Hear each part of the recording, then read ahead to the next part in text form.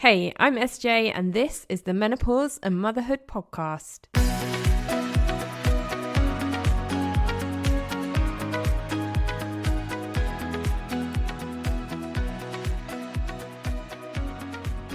Hey friend, welcome to today's episode. It's going to be short and snappy and punchy, and I want to give you something tactical, something that you can take away and go and take some action on straight away, because I'm definitely feeling in an action-taking kind of mood. For us here, it has been the first week back at school after a week of half term for kids in the UK. I know for those of you in the US and Canada, you don't tend to do this, but the school term here, they tend to have sort of like 6 weeks and a week off, 6 weeks and another week off, or 2 weeks off. And then our summer tends to be 6 weeks rather than a 2-month break or longer. So we've just come back. We're back into routine, which is quite good for me. It's quite good for Chloe as well. We had a good break, and I have done, I really like doing this, and you might judge me, but please don't. I have a 7-year-old who hangs on to everything, like every stick, every leaf, every piece of paper. I love my daughter. She is incredibly creative. She can turn like a cardboard box into something amazing. And I am so blessed that I get to be her mum. But oh my gosh, she has so much rubbish and she holds onto so much rubbish and she won't let it go. So what I do when she goes back to school is I get like a big bag, like a big bin bag or garbage bag, however you want to call it, and I go up into her bedroom. So she has a bedroom, and then she also has a playroom, and I go into her bedroom and her playroom, and I just kind of put all of the stuff, those bits that kids have, like all of those bits that just feel like they are cluttering my house. They stress me out. They really, really do. And so when she goes to school and I can then go through and throw those leaves and sticks and stones and all of those things away, oh my gosh, it feels amazing, so therapeutic. And don't get me wrong, I don't throw her toys out or anything like that, although sometimes I do take things out that she hasn't played with for a while, or a book or something, and then go and donate it, or her clothes. But it just feels so good to get rid of these bits of rubbish, because they are just rubbish. They are just that. She feels she has to hold on to things. They're important. So I'm feeling very productive today. I've got rid of all of that. And the other exciting piece of news is just over a week ago, I actually bought myself a treadmill to go into my office.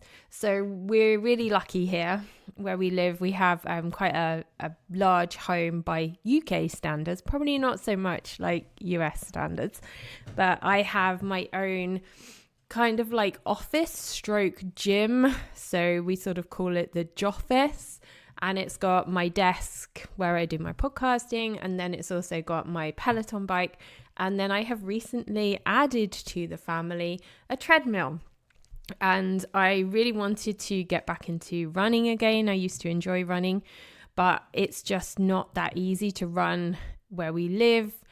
And I have been working on a 5K program, building up my 5K, working on speed and endurance runs, as well as using the bike to kind of recover. So that's been really fun. I did a run today and I'm feeling quite proud of myself. So far it's been a very successful morning. So I thought I would jump on and give you something short and punchy so that you can take away, maybe go and try one of these things, and hopefully you're going to feel a sense of achievement and a feeling of success in the way that I am now. So sharing the love. So I'm going to give you 3 things that we would possibly call mistakes that are potentially causing you to gain weight during perimenopause, after 40, whenever perimenopause hits. So first of all, let's talk about calories. Now, unfortunately, as we age, our metabolism changes, it naturally slows down, and this makes managing our weight more challenging, especially after 40. If you've been here a while, you've heard me talking about how I seem to hit 40 and it was like a switch flicked in my body, everything changed. All of the exercising, all of the workouts and all of the way that I was eating before, it just all completely stopped working. And I'm like, hello, what's going on here? And it can be really demoralizing and it can feel like a struggle. And I think sometimes there are mistakes that we make where we think that we are doing the right thing, but actually it's not. And whenever we kind of hit a wall and we realize that something isn't working, we need to sort of reset and go back and check in on some things. So really, the things that I'm going to talk to you about today, these 3 mistakes, are things that you probably know, but they're things that we can easily forget. So let's start with number 1. Number 1 is not adjusting your calorie intake. So if you are shifting into a new age bracket, if you are aging another year, as our body ages, unfortunately, we need less energy as we get older. So if you have parents, grandparents, my parents are a bit like this. My mum particularly, she just barely sort of eats food and she's full up all the time. But the problem comes is when we age, we forget this and we continue eating in the way that we used to eat in our 20s and 30s. And as our body is changing because it's aging, we're not kind of keeping up with it. And this isn't just relevant to women, this does happen to men as well, but it's probably more noticeable for us as our hormones are changing. And this sort of collision of lots of different things going on really does sort of exacerbate it. So it's important to remember that as we age, we need less energy. So eating the same portions that you were eating in your 20s and your 30s, this is going to end up in a surplus of calories. And that, of course, can then result in gradual weight gain. So my advice and a simple fix is to pay attention to portion sizes and listen to your body's hunger cues. So think about maybe using a calorie tracking app on your phone, and that will then give you a better idea of how much you should be eating based on your age, your activity level, and your goals. Now, there's loads and loads of free apps. There's things like MyFitnessPal. You can scan the foods and the barcodes and things like that. I'm not suggesting you get obsessive over this by any stretch. And if you are somebody who can obsess about these things, then I would suggest maybe just get a notepad and just write down what you're eating. But just give yourself an idea of, what's going on. And that really does help you to then sort of look back and reflect and think, okay, what are the things that I can change with this? When I work with people on a one-to-one basis, this is something that I ask you to do. I ask you to take out a notepad and pen and just to write down everything that you eat in a week, or just to take photos of it. And the purpose of this is not for you to try and eat perfectly. What I actually want to see is what you're doing on a day-to-day basis. I am not going to be judging you. Who am I to judge? I'm not going to be critiquing you. It just gives me, as a coach, an idea of what's going on and looking at things that we can tweak, what a portion size is. And that's why actually pictures are actually quite helpful on your phone, of just taking a photo of things that you're eating, because then it gives you an idea of actually how much it is. Excuse the brief interlude of my dog Rosie. She's, bless her, I'm not sure what's going on with her. She kind of gets a bit confused and thinks she hears things and she's not hearing things. My other dog, who is 2, Sky, my Labrador, she didn't even lift her head then. Rosie, who is 11 and a half, was up and barking. And I only kind of react to it when the Labrador barks, because poor Rosie, as she's 11 and a half now, I think she's kind of going a little bit deaf and getting a bit confused. Anyway, So let's go back to calories, adjusting your calorie intake and thinking about like tweaking things. So my advice is try and find a way that is simple, easy, straightforward, that you can kind of just track what you're doing without any judgment, without it causing you any sense of anxiety. And the reason that we do this is because when we are thinking about calories, and of course calories are only one way of measuring like food and, working within our diet, but it's quite a basic kind of way to start. It helps us to understand how many calories we are consuming, how many calories you're consuming. So again, when you work with a coach like me, I would work out something called your basal metabolic rate, sometimes known as BMR, not to be confused with BMI, which is your body mass index. We're talking about your basal metabolic rate. And your basal metabolic rate is the number of calories or energy, the amount of energy your body needs to just exist. So we're not talking about adjusting this for any kind of like exercise that you're doing, the level of activity you do in your day-to-day job. This is just your basic level. Now, for women, the way that you work this out is you multiply your weight in kilograms by 10.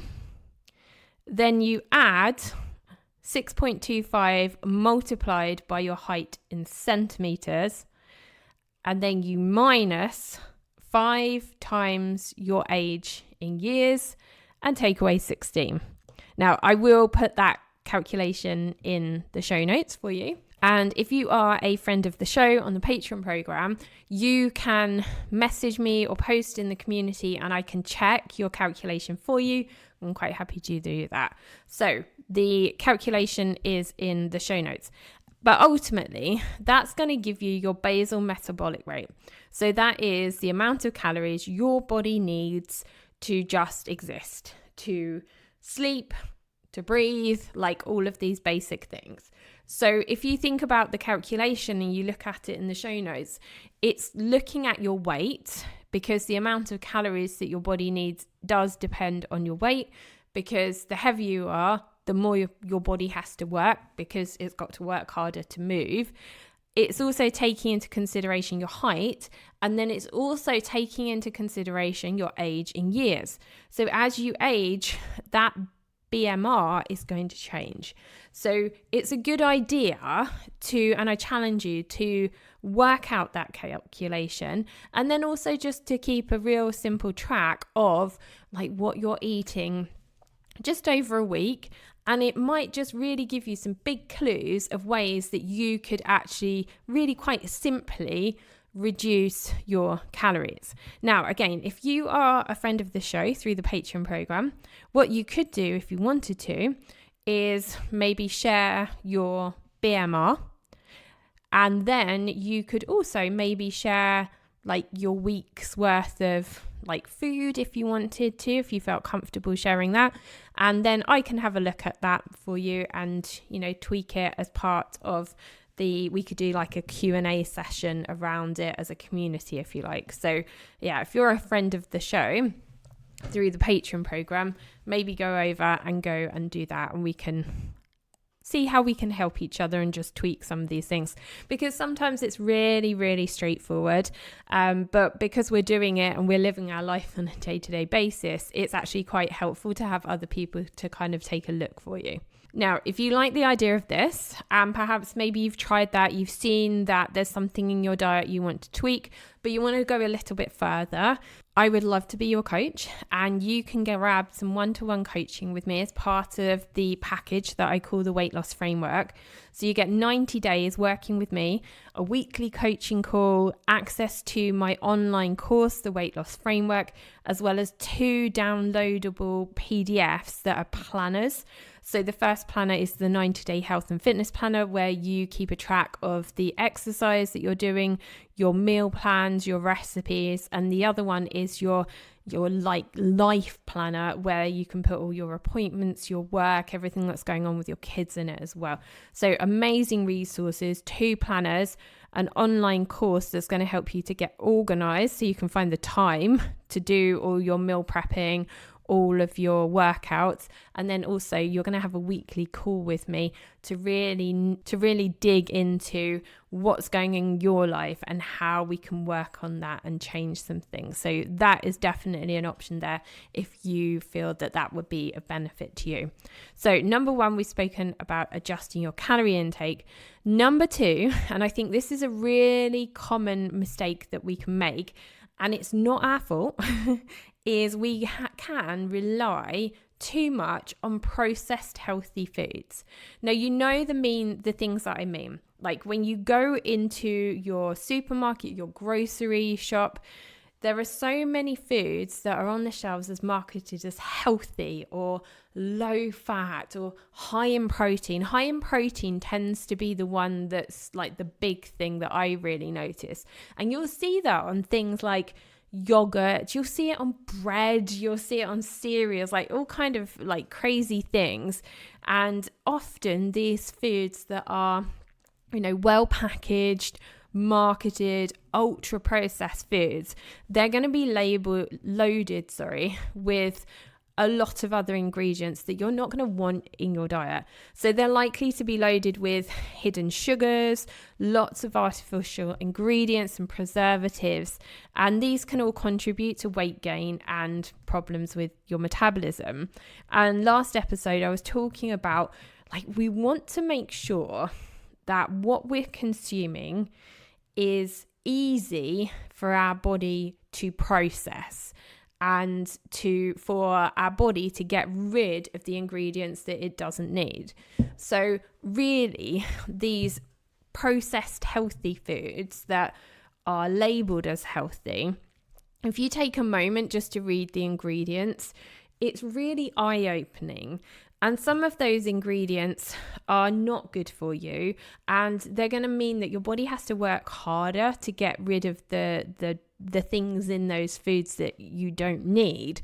So I think it's really worth is just focusing on whole, nutrient-dense foods, your lean proteins, your vegetables, your fruits, your healthy fats, and really take a moment to read the labels carefully and minimize your intake of processed foods.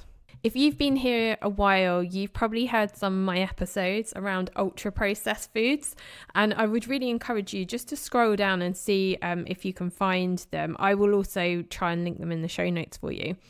But there is also a really good book out. It's called Ultra Processed People, and it's by a doctor from the UK who went on a diet, if you like, eating ultra processed food for 30 days and then a diet without ultra processed food for 30 days.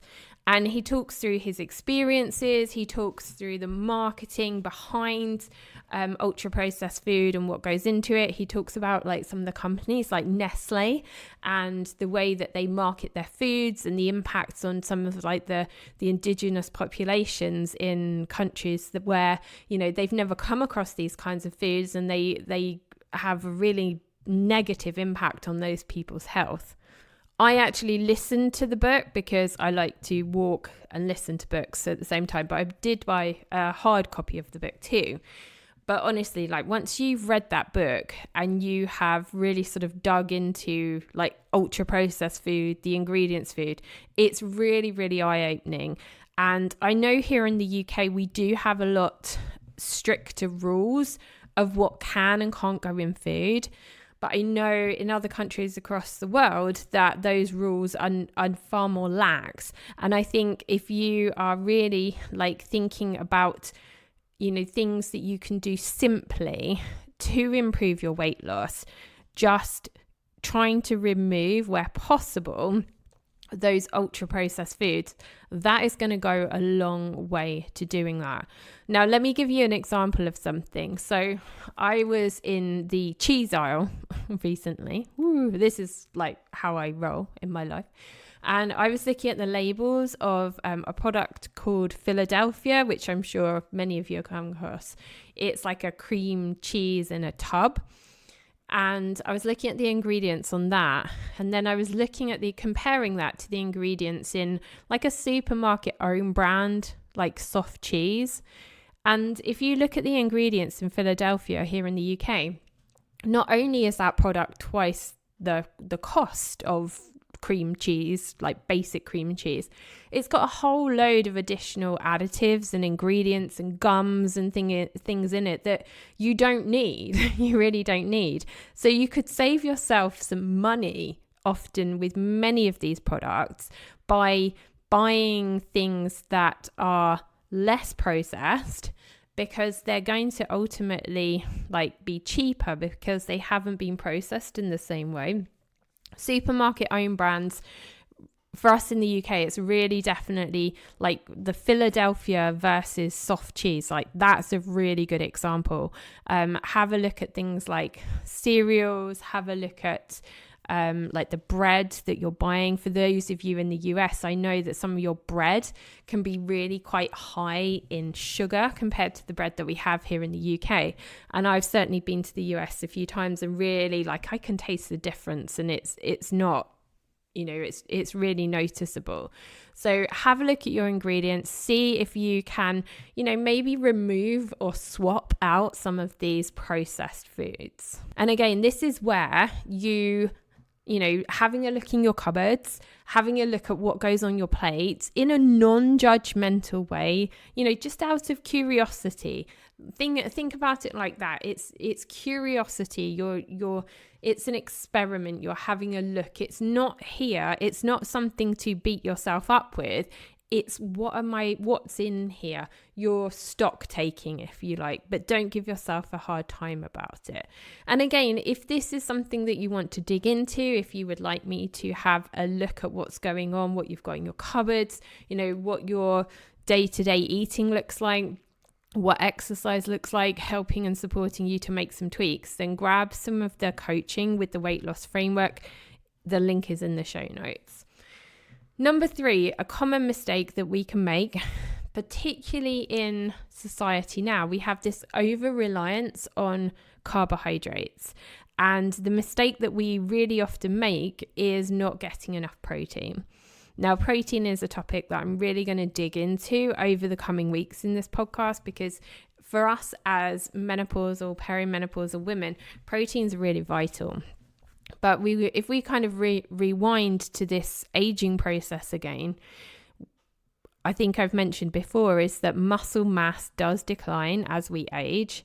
So as we age, we have less muscle mass, and without adequate protein, you may lose even more muscle whilst gaining fat.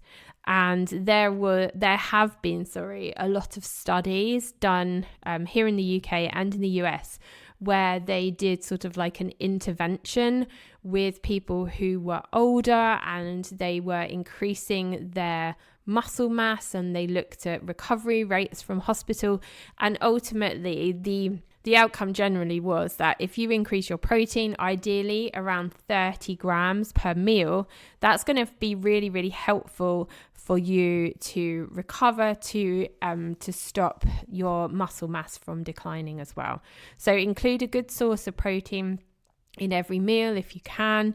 Things like eggs, lean meats, fish.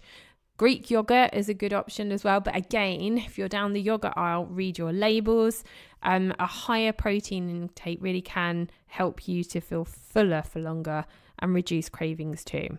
Just to recap those, we are talking about not adjusting your calorie intake. So my suggestion would be take that calculation, have a look at it, be curious with it, have a look at what you're eating, be curious around what's in your cupboard, but don't use this as a stick to beat yourself with. Try to avoid ultra processed foods. So particularly avoid the ones that are kind of like labeling as healthy and low fat, those kind of things. Read your labels and then find a way to increase the amount of protein that you are eating throughout the day. A really simple but effective way to do this is actually to look at having some form of eggs, however you like eggs, in your breakfast. That is a really, really simple, quick, and also fairly affordable way of increasing your protein, because breakfast tends to be the one where we might have like a cereal or some toast and we often lack protein, but that's a really easy way of getting in some additional protein. So I hope you found that helpful. And again, if this is something that you want to dig into further, you want to really focus on your nutrition and have some additional support to help you lose some weight and hold you accountable, because that really can be a huge help, click the link in the show notes. It will take you over to my website where you can get yourself that one-to-one coaching, the weight loss framework course, and those additional downloads. And we're going to spend some time together on a weekly basis, really digging into what's going on in your day-to-day life and looking at some really simple tweaks that we can make to help you to improve your metabolism and to have that weight loss that you are looking for. If you are a friend of the show, I would really encourage you to come over to the community over on Patreon.